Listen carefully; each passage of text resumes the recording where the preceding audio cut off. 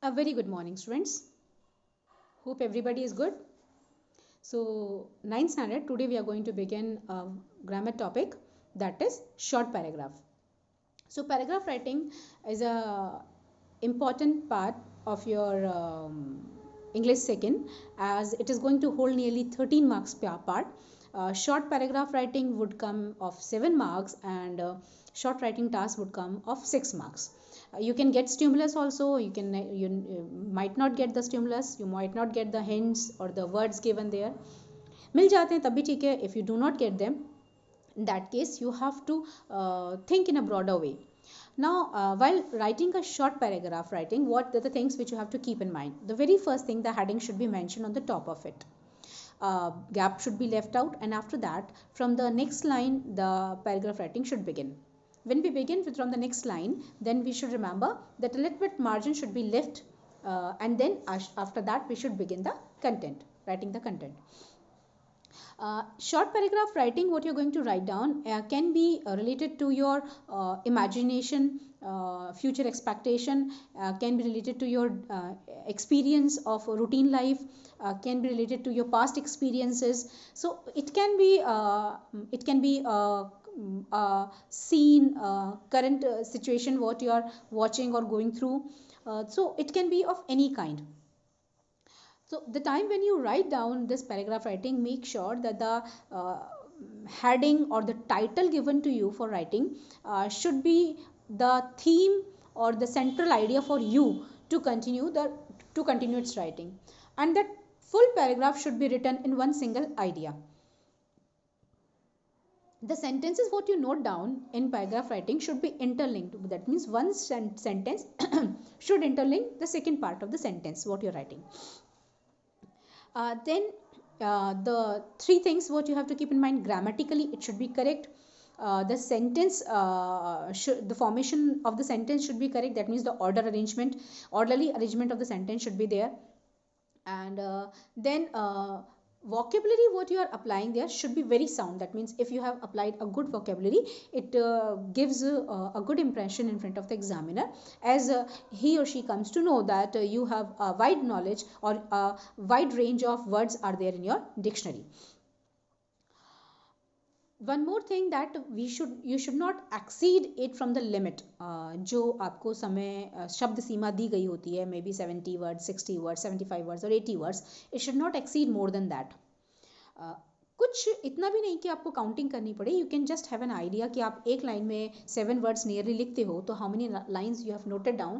क्योंकि एग्जामिनर भी एक आइडिया लगाता है कि हाँ, आधा पेज का मतलब इतना वर्ड्स हो गया होगा. If it is one line more or less, then it does not come into notice. So you have to just keep an idea how many number of words should be there, and according to that idea you can note it down. There is no need to make a single word count. Generally what a person writes in paragraph writing includes his or her own idea also.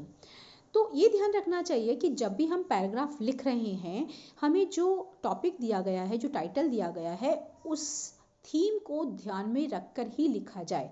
अगर हम कुछ अपना opinion add कर रहे हैं तो वो भी उस टाइटल को ध्यान में रखते हुए ही दिया जाए.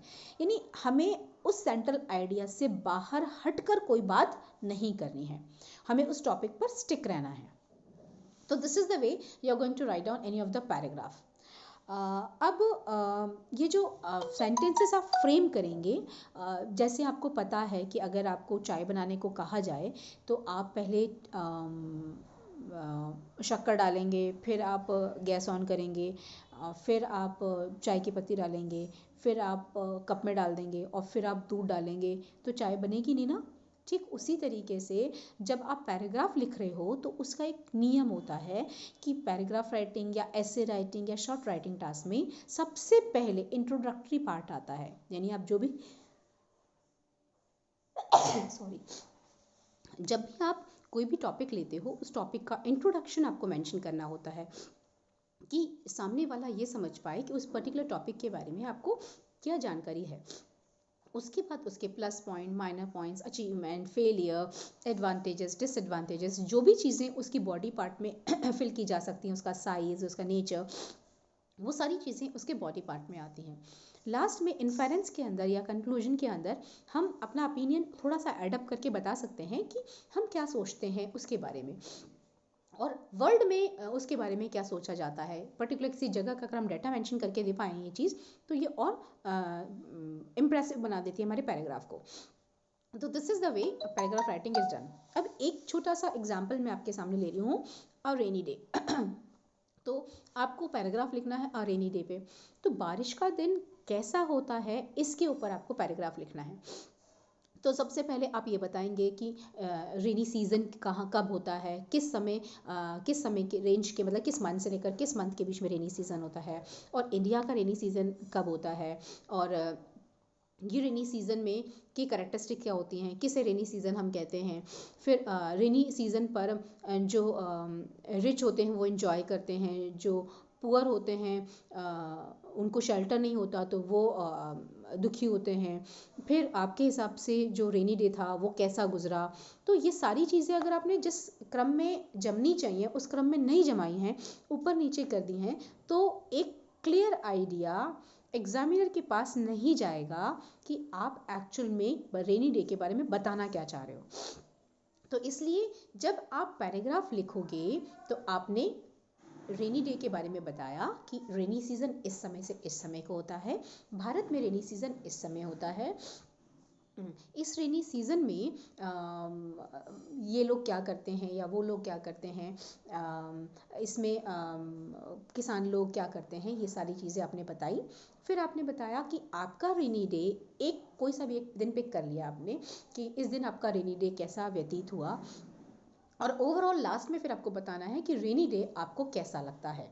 अगर आपने इस सिस्टमेटिकली ऑर्डर में अरेंज किया है अपने वर्ड्स को, अपने सेंटेंसेस को, तो ये एग्जामिनर के दिमाग में एक कंप्लीट आइडिया देगा।